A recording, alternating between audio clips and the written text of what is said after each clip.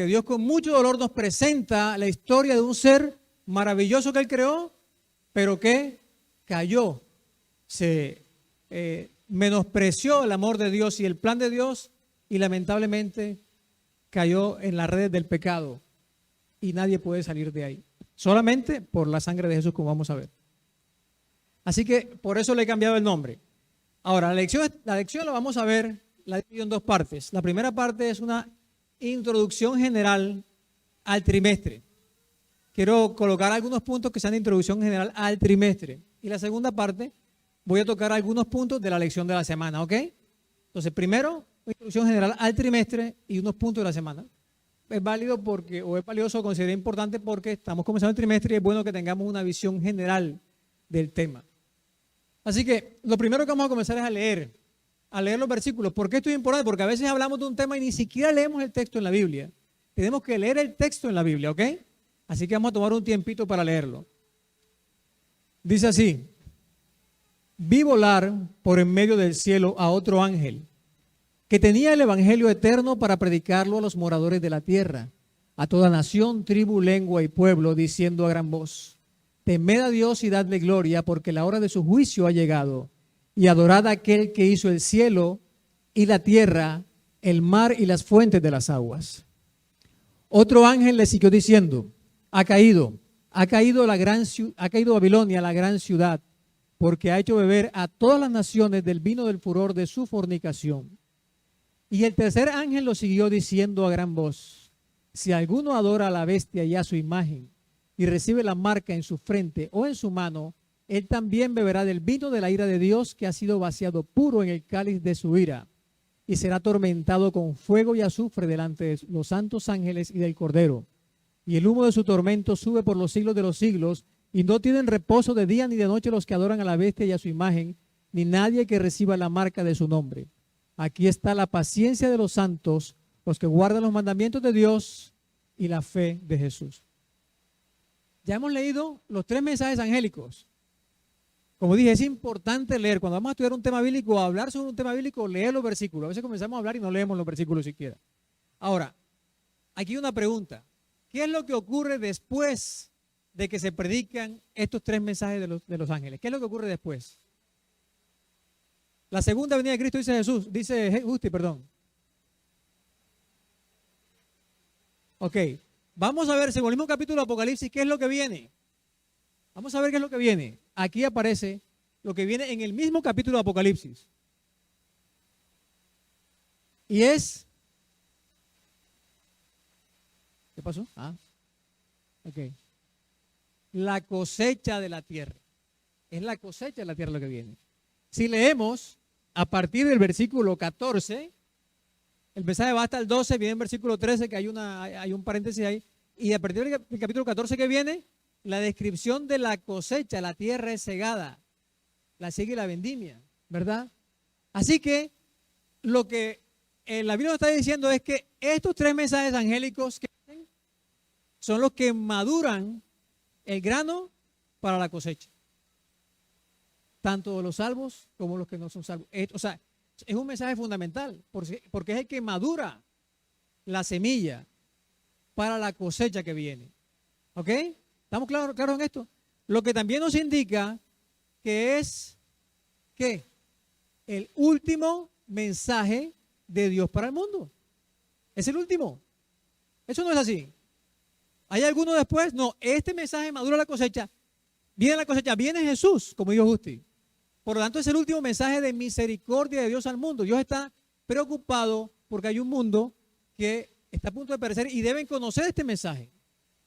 Por eso es que dice que los ángeles claman a gran voz. Es importantísimo. Y dice que debe ser oído en todo el mundo, a toda nación, tribu, lengua y pueblo.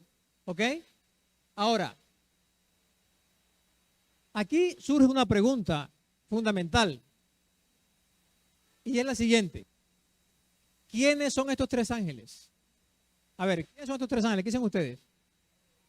Justi, vamos a algo, como Justi va adelantado, vamos a algo otro menos experimentado que Justi en su opinión. A ver, ¿quiénes son estos tres ángeles? ¿Quiénes son? El pueblo del Señor dice por aquí, ¿quién más? El remanente, ¿qué más? ¿Qué más? 144,000, ¿qué más?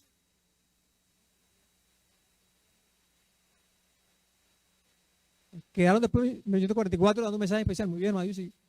Ok. Ahora, ¿estamos nosotros incluidos ahí? Amén.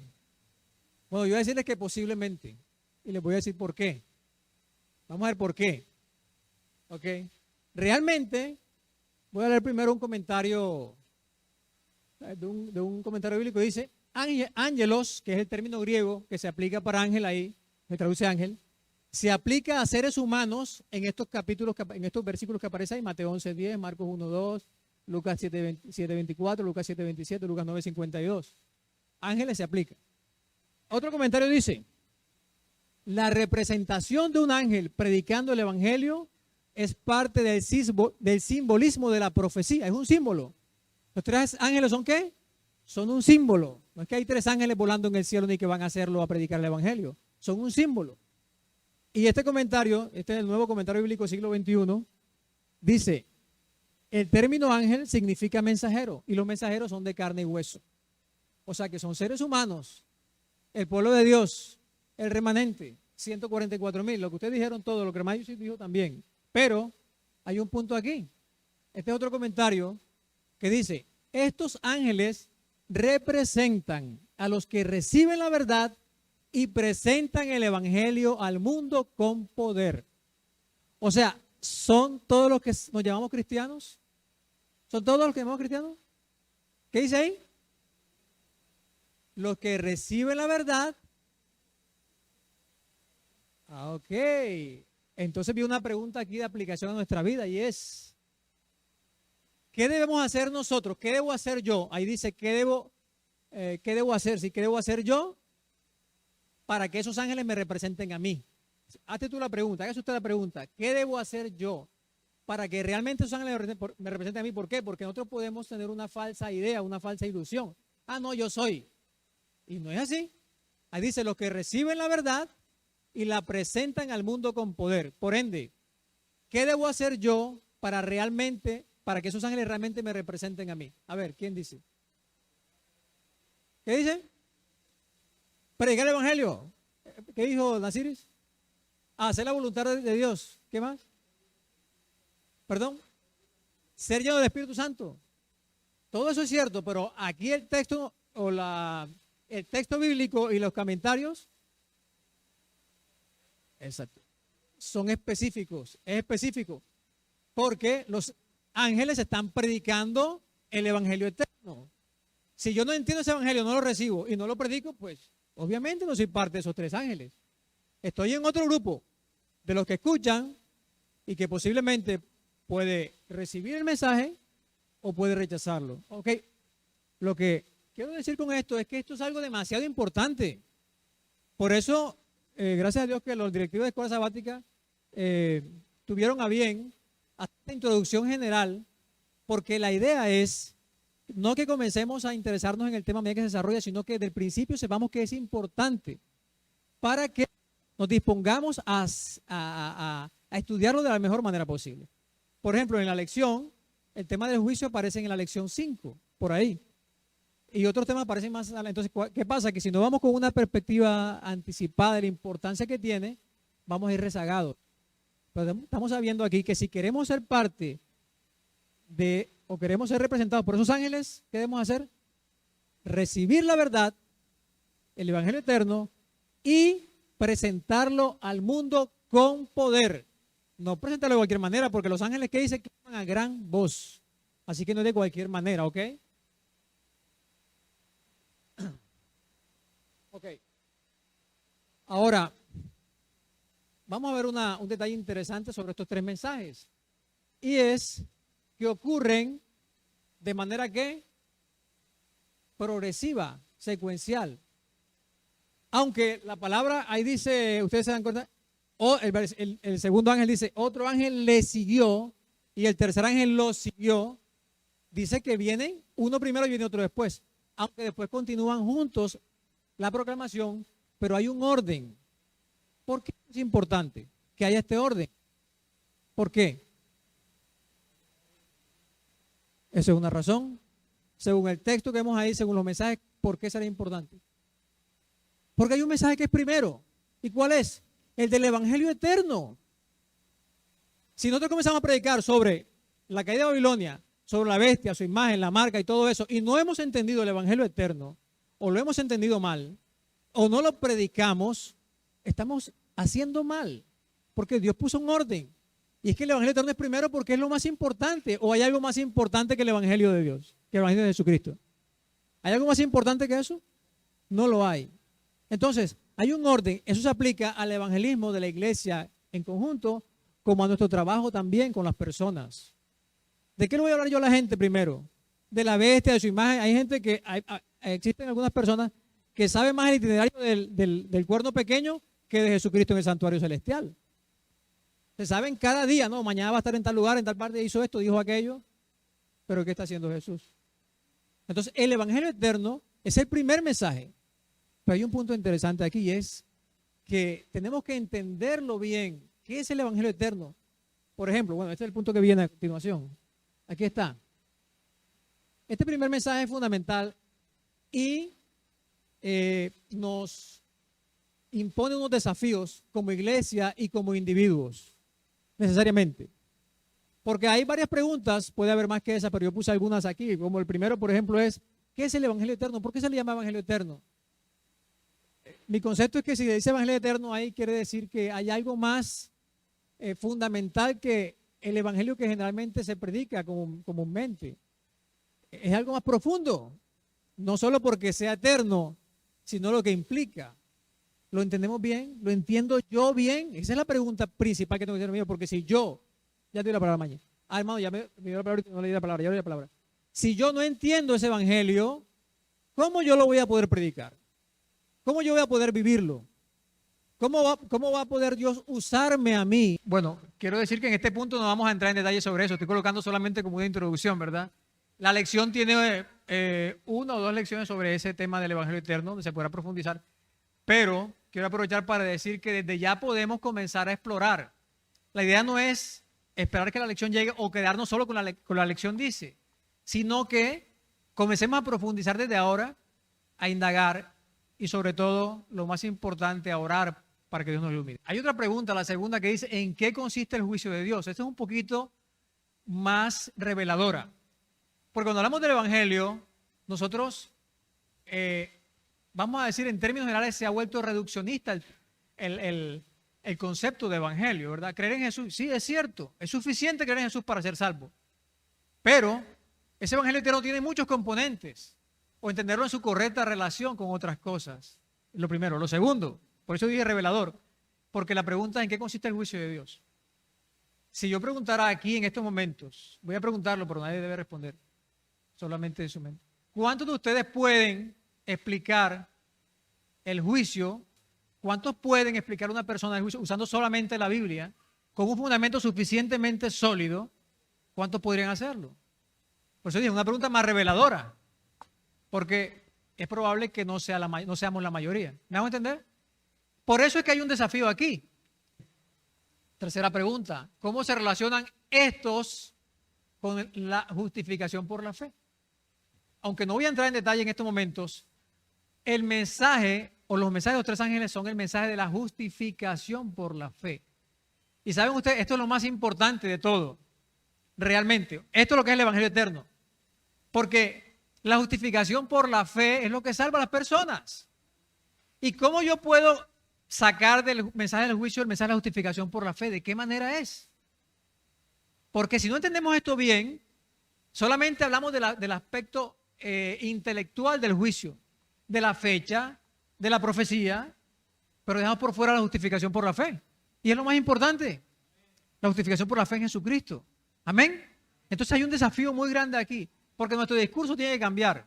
Es la forma en que decimos las cosas, lo que decimos, lo que enfatizamos. Muchas veces nuestro discurso principalmente se centra, como dije ahorita, en los dos mensajes del segundo y tercer ángel. La bestia, Babilonia, pero de lo primero, nada. Y ese mensaje dicho de esa forma es un mensaje incompleto, incorrecto y muy probablemente perjudicial, insano, ¿ok? Y la pregunta que está al final es una pregunta de aplicación. ¿Cómo puede Dios usarme a mí para vivir y proclamar, debería decir, para entender, vivir y proclamar este mensaje? Porque la idea es que todos los que estamos aquí, si queremos ser parte de los 3 ángeles de Apocalipsis 14, ¿quiénes quieren ser parte? A ver, ¿quieren ser representados por esos ángeles? ¿Quiénes quieren? Levanten su mano. Ok. Si queremos que sea en verdad así, necesitamos entender este mensaje, vivirlo y ya. ¿Qué más? Proclamarlo con poder, no de cualquier manera. Y lo podemos hacer, se puede hacer, pero como dijo el caballero aquí, ¿usted es pastor, disculpe? No, el caballero que nos acompaña ahorita aquí, dijo, solamente por el Espíritu Santo. O sea, así como el Espíritu Santo usó a la iglesia primitiva para proclamar con poder el Evangelio, está profetizado que este mensaje va a ser proclamado, ¿qué? Con poder. Lo que nosotros llamamos el derramamiento de la lluvia tardía. Así que la pregunta es, ¿cómo puede Dios usarme a mí para entender, vivir y predicar este mensaje con poder? Es la pregunta que cada uno de nosotros tenemos que hacernos. ¿Cómo puede ser esto? ¿Ok? ¿Quieren hacerlo? Te pregúntese, bueno, ¿qué puedo hacer yo? ¿A quién le puedo predicar esto yo? ¿Qué está en mis manos? ¿Qué está en mis manos hacer para que esto sea una realidad? Porque este es el último mensaje, acuérdense, este es el último mensaje. Y realmente nosotros no sabemos cuándo van a ocurrir o se van a desatar los eventos finales definitivos, no sabemos, nadie lo sabe. Pero puede ser en cualquier momento realmente. Muy bien. Y coloqué esta nota aquí porque me parece muy importante y es que hagamos un acercamiento espiritual a este tema. ¿Por qué lo quiero enfatizar? Porque a veces nos acercamos al tema solamente desde el punto de vista intelectual, como dije ahorita, ¿verdad? ¿Cuándo comienza la profecía? ¿Los 2300 tardes? ¿En qué versículos está? Ese es un acercamiento intelectual, una comprensión intelectual que es necesaria. Pero ¿saben cuál es la más necesaria? El acercamiento espiritual. Primero comenzando pidiendo a Dios que nos ilumine. Tenemos que arrodillarnos y decirle, Señor, ilumíname, muéstrame, enséñame esto, que no lo entiendo. No solamente coger la lección, venir aquí, sí, repetir, porque eso no funciona. Eso no cambia la vida. ¿Me hago entender? Si usted quiere entender esto, porque usted puede, aquí todos los que estamos aquí podemos entenderlo. No porque nosotros seamos capaces, sino porque Dios es capaz, el Espíritu Santo es capaz de iluminarnos y de enseñarnos. Pero tenemos que orar. Tenemos que hacer de esto un tema importante y pedir a Dios que nos enseñe. Es un asunto espiritual, darle prioridad a la palabra de Dios. ¿Ok? Muy importante. Muy bien, aquí voy a mostrar rápidamente un bosquejo relacionado con este asunto del juicio. Como bien estamos viendo, en el capítulo 14 de Apocalipsis es que aparecen los mensajes de los 3 ángeles, ¿verdad? Pero ¿dónde es que aparece en el Apocalipsis la primera vez el tema del juicio? De forma explícita. En Apocalipsis capítulo 11. Así que voy a pedir a alguien que lea por favor ahí. Apocalipsis 11, versículos 15 al 18. Dice, el 7º ángel tocó la trompeta y hubo grandes voces en el cielo que decían, los reinos del mundo han venido a ser de nuestro Señor y de su Cristo, y Él reinará por los siglos de los siglos. Y los 24 ancianos que estaban sentados delante de Dios en sus tronos, se postraron sobre sus rostros y adoraron a Dios.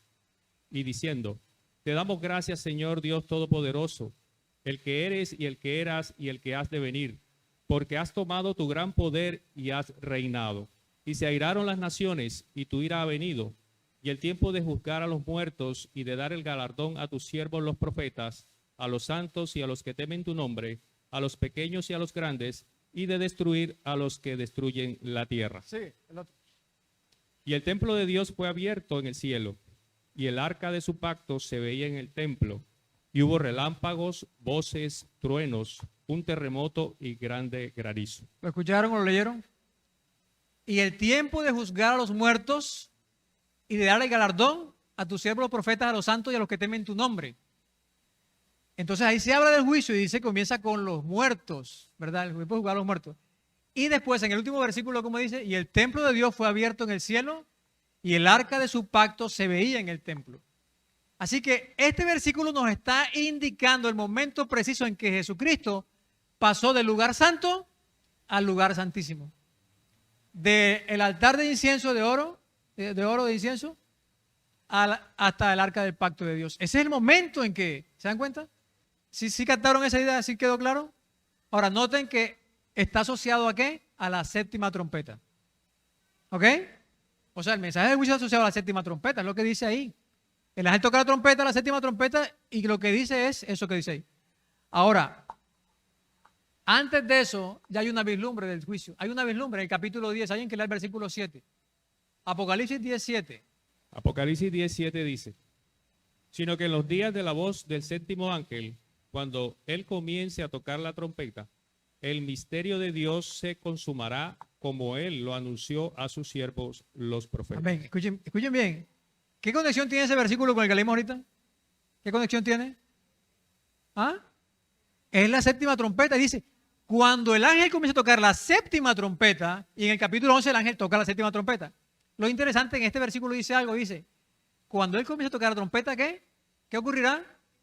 El misterio de Dios se consumará. O sea, el mensaje de la séptima trompeta es el que revela en su plenitud el evangelio, en su plenitud el carácter de Dios. O sea, que el mensaje de los tres ángeles tiene que ver con la revelación del carácter de Dios en su plenitud, de su amor, de todo lo que él ha hecho y hace y va a hacer para salvar a este mundo. O sea, es el mensaje más importante que existe en estos momentos. Entonces, el capítulo 10 le llama al mensaje del tercer ángel, le dice el misterio de Dios. Y cuando leemos el misterio de Dios en la Biblia, buscamos qué significa. Significa el evangelio de Jesucristo. Pero aquí lo está dando de una forma diferente. Se está enseñando. Ahora, como esto es una introducción general, tenemos que recordar que este mensaje viene de dónde principalmente, del libro de Daniel. ¿Ok? Especialmente el capítulo 7. En Daniel 7 especialmente comienza el tema del juicio y se propaga en el resto del libro, pero 7 y 8 son los capítulos más interesantes. Y el capítulo 12 dice algo interesante, dice que el mensaje sería sellado hasta el tiempo del fin. Por lo tanto, lo que vemos es que hay un salto de Daniel, el libro, la profecía fue sellada, hay un salto de Daniel hasta Apocalipsis. En Apocalipsis es que comienza a entenderse entonces ahora a plenitud un mensaje que fue sellado en el Daniel. ¿Ok? Y es, como dijo la hermana Yuse aquí, verdad presente. ¿Por qué? Porque es la verdad para este tiempo. Y valga decir que aunque es la verdad presente, no excluye nada del Evangelio. Al contrario, incluye todo lo del Evangelio. Como dije, es la máxima expresión del Evangelio. Es el sumo, el resumen, la síntesis del Evangelio. Por eso se llama el Evangelio eterno también. ¿Ok? Tenemos la oportunidad de entender el Evangelio en su máxima expresión y de predicárselo a la gente. ¿Por qué? Porque el mundo, hay un falso evangelio siendo predicado en el mundo y las personas están siendo confundidas por este falso evangelio, incompleto o confuso. ¿Me hago entender? Que parece evangelio, parece, pero no es el evangelio eterno, porque el mensaje a predicar ahorita es el evangelio eterno. En ese contexto, en esa línea de tiempo, surge el capítulo 12. ¿Y qué es lo que hace el capítulo 12? Es un reseteo. Ahora en el capítulo 12, Dios le indica a Juan que haga un resumen de toda la historia del comienzo del gran conflicto. ¿Por qué? Ya hablé la palabra. Porque ahora va a mostrarnos el contexto, la razón por la que es necesaria predicar este mensaje. ¿O por qué hay que predicar este mensaje del tercer ángel? ¿Por qué? Hay una razón. Y eso lo explica el capítulo 12. Ahí se explica el surgimiento de la rebelión y se explica el desarrollo de la historia de una forma rápida. Ahora vamos a entrar en tres aspectos, en tres puntos que tienen que ver con la lección de esta semana propiamente dicha, ¿ok? El primero le he colocado como el título Jesús vence. Y vamos a leer Apocalipsis 12, 7 y 8. Dice así. Después hubo una gran batalla en el cielo. Miguel y sus ángeles luchaban contra el dragón y luchaban el dragón y sus ángeles, pero no prevalecieron ni se halló ya lugar para ellos en el cielo. Esto es lo que dice el texto bíblico. Dice que la rebelión o el problema del pecado o el conflicto o el problema comenzó ¿dónde? En el cielo. Cuando el dragón y sus ángeles quisieron establecer, vamos a decirlo así, un gobierno diferente al de Dios. Y se generó un conflicto allá. ¿Cómo van a existir? O sea, eran principios diferentes. Los principios del reino del dragón son diferentes a los principios del reino de Satanás, de Dios, perdón. Son diferentes. Entonces es una batalla porque no, yo quiero hacerlo así, yo quiero hacerlo así. Es como usted tiene una casa, hay una persona que en su casa que no comparte sus principios y quiere hacer las cosas de una manera diferente, ¿verdad? ¿Alguno le ha pasado de pronto? ¿Sabe lo que quiero decir? Ahora, habría mucho que decir sobre esto, pero yo voy a escoger un punto y es que ese principio clave era el principio del amor. Porque es que el principio del amor es el principio del reino de Dios, el principio fundamental. Cuando comenzamos a entender bien cómo es que Dios actúa, nos damos cuenta que todo lo que Dios hace es por amor. Yo he ido aprendiendo esto poco a poco, ¿saben? Pero al principio no entendía a Dios como lo veo ahora. Pero es maravilloso. Cuando uno ve cómo es que Dios actúa, cómo hace las cosas, esto no puede más que sorprendernos y hacer que de nuestro interior fluya admiración por su carácter. ¿Sí? Porque el principio de Dios es el principio del amor. Y en ese reino, en los cielos, entonces el dragón dijo, bueno, pero es que comenzó a decir unos principios que no son iguales. ¿Y qué pasa cuando ocurre eso? Cuando usted vive con una persona que no comparte sus principios. ¿Qué pasa? ¿Será que hay conflicto ahí? Hay conflicto. Eso fue lo que pasó en una batalla ya. ¿Cómo es posible? No, yo quiero, pero ¿por qué así? ¿Por qué no de esta manera? Mira, por esto. No, yo quiero así, yo creo que es mejor. Llega un momento en que no pueden convivir juntos. Y por eso ahí dice, ¿qué dice al final? No se halló lugar para ellos en el cielo. No podía, no había. ¿Y saben una cosa? Así como no se halló lugar para ellos en el cielo, tampoco va a haber lugar en el cielo para ninguna persona que quiera seguir los principios de gobierno de Satanás. Ninguna persona. Esa es la razón por la que nadie va a poder estar en el cielo si no acepta los principios de Dios. No porque Dios se lo imponga, no porque Dios sea un tirano, sino que no puede, no podría. ¿Cómo van a vivir? Pongamos el ejemplo que Satanás quiera regresar allá. No, yo quiero regresar allá, pero está bien. Pero como haciendo las cosas como yo digo, no se puede, no puedes vivir aquí. No hay lugar para ti en ese lugar.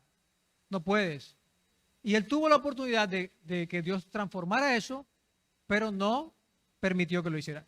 Pero es maravilloso. Dios por amor nos dio libertad. Lucifer tuvo libertad también y tuvo la capacidad de elegir, ¿verdad? Bueno, eso vamos a estudiarlo después en detalle. Aquí el punto es que desde esa narración ya podemos ver que es importante para nosotros qué principios elegimos, qué principios de gobiernos, a qué principios nos acogemos o qué principios valoramos. Por eso es que en la Biblia, miren, más que obedecer los mandamientos, Dios quiere que entendamos que son principios valiosos y que los apreciemos. Cuando los apreciamos, cuando creemos que son importantes, ¿qué comenzamos a hacer? Señor, yo quiero vivirlos. Señor, yo entiendo que son los mejores. Ahora, yo necesito que me ayudes a vivir dentro de esos principios, porque yo no puedo por mí mismo. ¿Me hago entender? Esa es la clave fundamental. Es importante apreciar lo que Dios hace, el gobierno de Dios, los principios de Dios, porque es ese aprecio, esa valoración la que nos va a permitir realmente irnos decantando hacia un lado o hacia el otro. Por ejemplo, hay cosas que son claras y son evidentes. Vamos a decir, matar. Cualquier persona en un juicio sano puede saber que matar a alguien es malo, ¿verdad? En su juicio sano. Y decir, hombre, matando es bueno. Las personas que lo hacen, que lo han hecho en algún momento dicen, no debe ser así. Pero solamente cuando llegamos a captar la dimensión de que eso no es correcto y que hay algo mejor es que podemos ir pensando, Señor, lo hacía. Entonces viene el arrepentimiento. Pero hay cosas que no son tan sencillas, hay elecciones que no son tan sencillas. Muy bien, no voy a entrar mucho en detalle con esto. El segundo punto es el remanente. Vamos a hablar un poquito sobre el remanente. Y dice el texto, entonces el dragón se llenó de ira contra la mujer y se fue a hacer guerra contra el resto de la descendencia de ella, los que guardan los mandamientos de Dios y tienen el testimonio de Jesucristo. A este resto nosotros también le llamamos remanente porque es un sinónimo, un resto, un remanente, ¿verdad? De la mujer. Hay un signo de interrogación ahí. A ver, ¿quién es este remanente? Díganme ustedes, ¿quién es? 244,000 dicen por aquí. Bueno, el texto dice lo que guarda el mandamiento de Dios y tiene testimonio. O sea, el mismo texto lo dice, ¿verdad? Ahora, ¿quiénes son?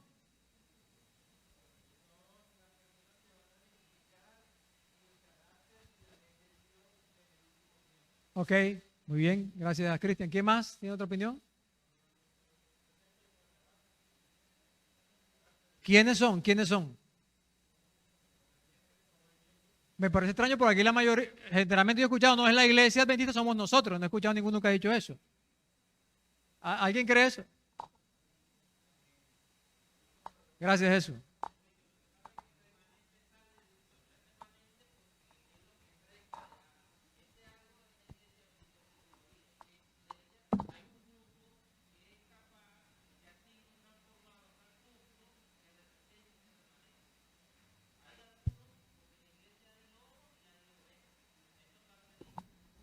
Ok.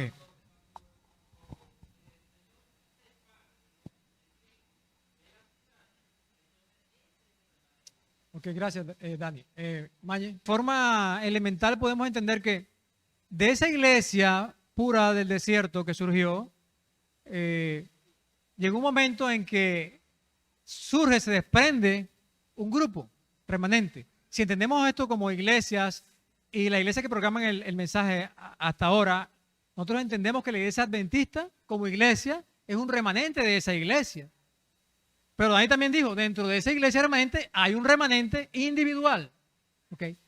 Pero yo quiero compartir con ustedes ahora que Apocalipsis nos presenta otras características del remanente, solo que de forma no directa. Porque a veces nos quedamos solo con esos dos elementos y decimos, ah, sí, yo soy, y es facilito decirlo. Entre comillas, ¿no? Porque como iglesia guardamos, creemos que individualmente también somos el remanente. Pero hay unos elementos que hay que tener en cuenta. Entonces, por ejemplo, ¿acaso no es el remanente, no hace parte de la iglesia de la Odisea? ¿Sí o no? Así que la iglesia, el mensaje de la Odisea nos revela que ese remanente es una iglesia que tiene una lucha espiritual. Porque se cree rico, se cree que está vestido, se cree, ¿qué dice más ahí? Bueno, que ve, pero la Biblia dice no. Jesús dice, no, ese remanente es un desventurado, miserable, pobre, ciego y... Mire, es importante que entendamos nuestra verdadera condición, porque podemos, como dijo el hermano ahorita, jactarnos. Es remanente el que tiene las características del remanente, que guarda los mandamientos de Dios, y el testimonio de Jesucristo, voy a mencionar un asunto sobre eso ahorita, sabe cuál es su real condición, que es un desventurado, miserable, pobre, ciego y desnudo. ¿Y sabe lo que hace? Se arrodilla y le dice, Señor, soy un miserable, pobre, ciego y desnudo. Me creo mucho, creo que sé, pero no. Necesito que tú me transformes. Necesito que tú me des la victoria, porque si yo me creo ya el remanente y el justo, pues no hago eso. Necesito. Es la única forma en que puedo ser salvo. Transfórmame, dame la victoria. Es la única manera. Otro retrato del remanente en Apocalipsis es que Apocalipsis llama a todo el pueblo de Dios, le llama como siervos. Usted encuentra ahí hijos, amigos, nada. Solo al final es que son hijos. En Apocalipsis 21. Mientras tanto, todos son siervos. Y esto es una designación muy importante. Porque la palabra siervos ahí es la palabra esclavos. Es el que hace lo que dice su Señor. Así que si usted no es un siervo de Jesús, usted no es remanente. Así de sencillo. Así que cada uno de nosotros tenemos que revisarnos. Bueno, ¿qué cosas Jesús me ha pedido que yo no he hecho? ¿Qué cosas me está pidiendo que yo no he hecho? Que yo me resisto. Y si yo pusiera ejemplos ahorita, encontraría algunos, pero cada uno de ustedes revise, ¿verdad? Hay muchas áreas en nuestra vida donde podemos estar en rebelión con el Señor y no estamos siendo siervos. Y vamos a estar engañados. Pero, gloria a Dios, porque también Apocalipsis dice que el remanente son ¿qué? Vencedores. 7 veces en los mensajes de las 7 iglesias dice, el que venciere, le daré comer del árbol de la vida. El que venciere, le daré comer el maná escondido. El que venciere, le vestiré de vestidura blanca. El que venciere, todos, en cada periodo de la historia hay remanente. En cada periodo de la historia de la iglesia hay vencedores por la sangre de Jesús y por el Espíritu Santo. Están combinados ahí. ¿Ok? Así que Ahí entendemos, ¿por qué es importante que Jesús es vencedor? Porque su victoria nos las otorga a nosotros siempre y cuando le rendamos nuestra vida. Aquí entonces en la guerra hay una pregunta. ¿Cuándo y cómo será esa guerra? ¿Qué dice, hermano? Ahora, escuchen bien, nosotros cuando hablamos, me extrañó que no respondieran, porque la respuesta es otra, sí, nos van a perseguir, que no nos vamos a poder comprar ni vender, que no sé qué. En nuestra cabeza, la guerra está en el futuro, pero la guerra no está en el futuro, la guerra está ya. La guerra siempre ha existido, o sea, la guerra contra el remanente, y de forma particular, el remanente eclesiástico como el remanente individual, esa guerra comenzó hace rato. Pero si pensamos que la guerra está en el futuro, ¿qué está pasando? Que estamos en medio de la guerra, nos están hiriendo, podemos estar en el bando equivocado y no nos damos cuenta. Ahora, voy a mostrarle rápidamente nada más. Una de aquí, por ejemplo, ¿cómo ocurrió la guerra en el pasado? ¿Cómo se dio la guerra en el pasado? ¿Acaso Satanás no tuvo guerra con Eva? ¿No fue una guerra la que ocurrió ahí? ¿Y qué herramienta utilizó él? ¿Qué utilizó? La palabra. Con que Dios os ha dicho, cuando tentó a Jesús, ¿qué herramienta utilizó? La palabra. Qué interesante. La guerra principalmente no es una persecución, no es que te van a meter preso. Satanás siempre actúa de forma diferente. Él primero trata de engañar, después trata de disuadir y al final trata de usar la fuerza. ¿Sí? Pero su instrumento principal de guerra es la palabra de Dios. Entonces el ataque es por medio de y contra la palabra de Dios. Esta batalla se puede estar librando en su propia vida hoy, cuando usted no lee la Biblia, o cuando usted no estudia la Biblia, o cuando usted cree lo que dice el predicador y no cree lo que dice la Biblia. Ya usted está en la batalla y está perdiéndola. Y la está perdiendo. Y les voy a poner unos ejemplos cuando tenga esa oportunidad. Ya voy. Ataque, escuchen ya leí la palabra. Este es un ataque frontal y específico. Ataque contra el juicio. Porque en la actualidad, y hace mucho tiempo existe realmente, hace muchos años, hay un esfuerzo sistemático por decir que el juicio no es verdad. Con esto voy a terminar. El remanente vence. Y dice el versículo 17, y ellos le han vencido, ¿qué? Por medio de la sangre del Cordero y de la palabra del testimonio de ellos, y menospreciaron sus vidas hasta la muerte. Voy a presentar 3 puntos aquí. El primero, ¿qué quiere decir que el remanente ha vencido al enemigo, al dragón, por medio de la sangre del Cordero?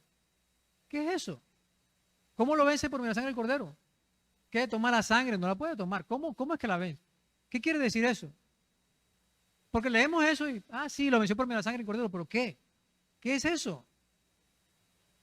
Ok, solamente de forma resumida, puedo decir que la sangre del Cordero está aquí refiriéndose ¿a qué? Al sacrificio de Jesús, a su sacrificio expiatorio, a la justificación. O sea, el remanente medita profundamente, espiritualmente en ese sacrificio, valora ese sacrificio, lo hace lo más valioso para su vida. ¿Me hago entender? El sacrificio de Jesús es todo para el remanente. Si tú quieres ser parte de ese remanente, tú tienes que meditar en el sacrificio de Jesús cada día. Tienes que profundizar qué significa para ti.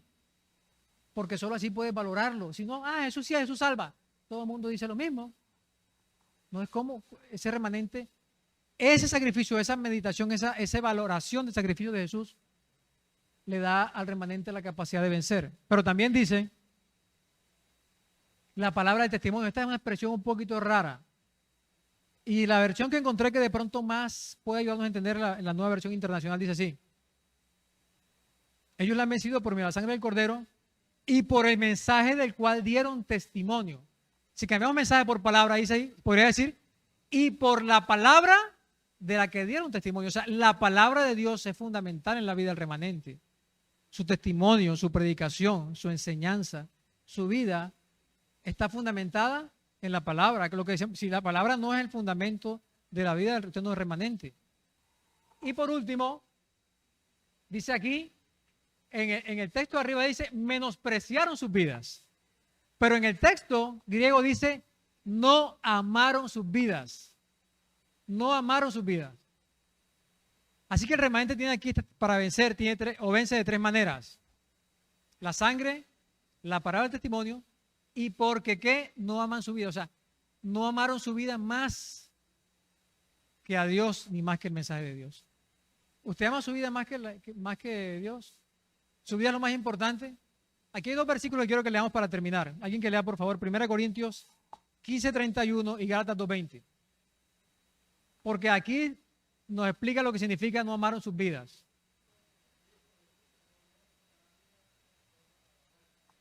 Hay una versión que dice, cada día muero. Cada día muero. Miren, no es que usted va a llegar allá y usted va a decir, ay, voy a morir por ti. No, es que usted debe morir cada día. Eso tiene una implicación muy profunda, no puedo entrar en detalle ahorita. Pero lo que significa que nosotros debemos cada día morir al yo. Morir a lo que a mí me gusta. Señor, a mí me gusta esto, para ti te gusta esto. Quiero morir a lo que a mí me gusta y vivir para ti a través del Espíritu Santo. Porque es la única manera que usted va allá como remanente, va a menospreciar su vida. Porque usted está menospreciando su vida ahora. Usted no está amando su vida porque está dispuesto a morir hoy. Y Gálatas 2:20, terminamos con ese. Con Cristo estoy juntamente crucificado cada día. Es como si cada día, esto está ilustrado en la muerte de los dos ladrones. Es como si cada día muriéramos al lado de Jesús. Señor, quiero estar contigo en tu reino, acuérdate de mí cuando vengas. Y morir al yo. ¿Qué me gusta? Lo que sea que a usted le guste, que esté en conflicto, que esté, escuche bien, en guerra contra los principios de Dios. ¿Usted está dispuesto a morir a eso para que viva Cristo en usted? ¿A cuántos de los presentes les gustaría ser parte de esos ángeles que van a predicar estos mensajes a todo el mundo con poder? ¿A cuántos de ustedes les gustaría eso? Levante su mano, ¿a cuántos? No se preocupe si tiene algún temor, no hay problema. ¿A cuántos les gustaría ser vencedores en Cristo Jesús? Amén. Ya hemos visto la enseñanza bíblica para que eso sea una realidad en nuestra vida, ¿ok? Ahora vamos a pedir a Dios que nos ayude a ponerlo en práctica en nuestra vida. Oremos, le invito a ponerse de pie, por favor. Gracias, Padre Santo y maravilloso, por enviar estos mensajes para el estudio de este trimestre, oh querido Padre. Es un desafío para todos nosotros, especialmente acogerlos en nuestros corazones y vivirlos. Y que tú nos utilices como instrumentos que están representados en estos tres ángeles que van por todo el mundo predicando con poder, Señor. Todos los que estamos aquí presentes no tenemos nada, pero tú puedes por tu Espíritu Santo utilizarnos a través de los dones espirituales para predicar a todo el mundo conocido, querido Dios. Gracias por tu amor, nos ponemos en tus manos. Gracias por la victoria de Jesucristo, que es la garantía de nuestra victoria si nos ponemos en sus manos. Si menospreciamos nuestra vida, apreciamos su sangre e interiorizamos su palabra. Gracias por tu amor. Nos ponemos en tu mano de amor, todo lo pedimos y agradecemos en el nombre de Jesucristo, nuestro Salvador. Amén, Señor.